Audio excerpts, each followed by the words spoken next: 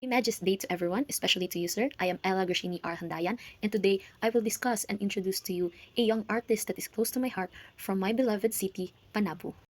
I would like you to meet Andres F. Alinas. He is an artist that is currently 19 years old from Jubel Subdivision, Barangay New Pandan, Panabu City.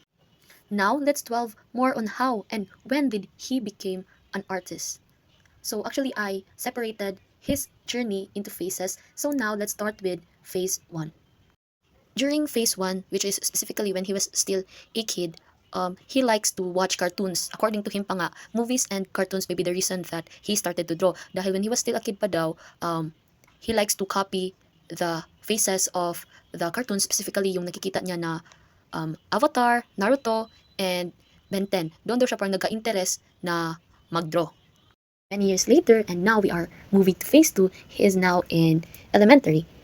During the elementary, this is where he really realized that he really enjoys drawing because he was surrounded by artistic people. And then during this time, he met a teacher that trained him and saw potential in him. And then sabi niya pa, he was the one who taught him and pushed him to join the official publication of their school and push him as well to join contests, specifically the press conference. Sir John Bill is one of his heroes that really pushed and developed his interest in art. The picture presented is Andres with his teacher, Sir John Bill. And during this time, kay mao ni yung first na press conference. And then, he was blessed enough to proceed to the National Schools Press Conference in 2018 in Baguio. And then, he was awarded as the champion. And then, kani ang iyahang replica sa iyahang winning piece. And another set of pictures are from his poster making contest. And he was awarded as champion. Let's move on to phase 3, and he is now in high school. With the knowledge that he gained from the elementary, he used it and developed it more by enrolling in an art curriculum. It is SPA, or the special program in the arts. And during this time, is mo ni ang naka-meet siya og new people na same po niyang interest, and dito siya nag-start to build the foundation as an artist. Dito siya naka-learn from the theories to the elements to the principles, and mo ni ang, according to him, backbone of his work till this day. Actually, SPA is a program or a curriculum that specializes in developing singers, dancers, and artists. So the pictures shown is one of their activities. Finally, we are now on the last phase, which is phase 4. And this is the present. He is now in college. Andres is currently studying architecture. And he is one of the cartoonists of Primum, the official publication of University of Mindanao. Andres is one of the known artists in Panabu City as he represented Panabu in different competitions, whether in division, regional, and national competitions. He was awarded as the best Panabu 1 in 2018 and has paintings in the very own Museum of Panabu, specifically his cartoonist artworks. Now, after knowing the history of Andres as an artist, let's move on to the process of how he do his artworks.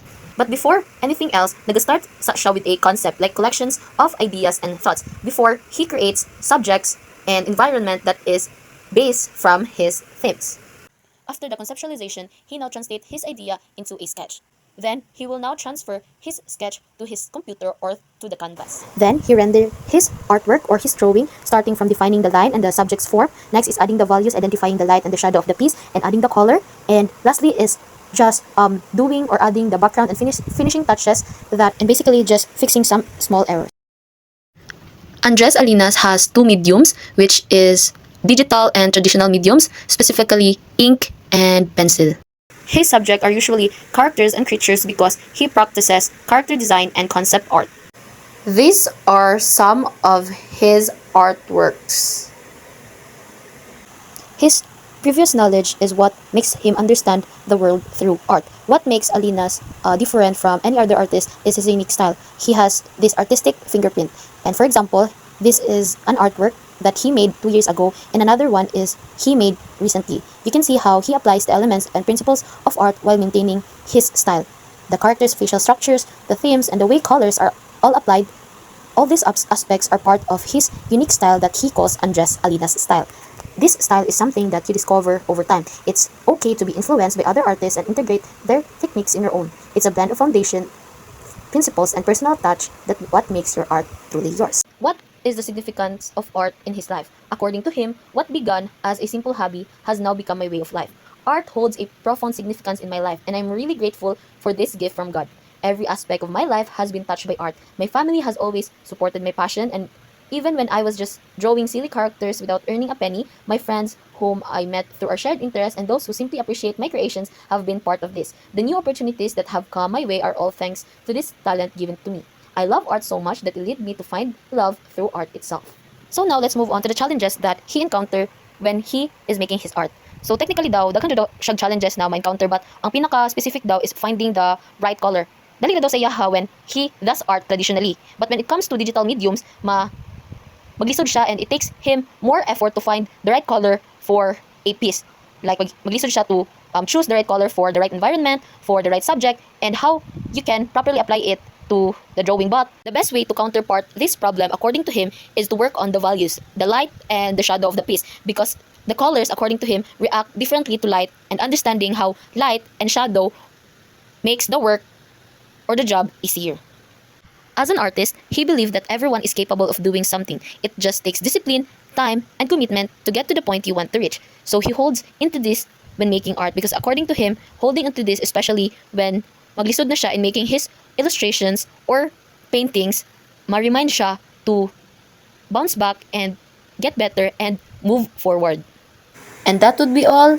Thank you.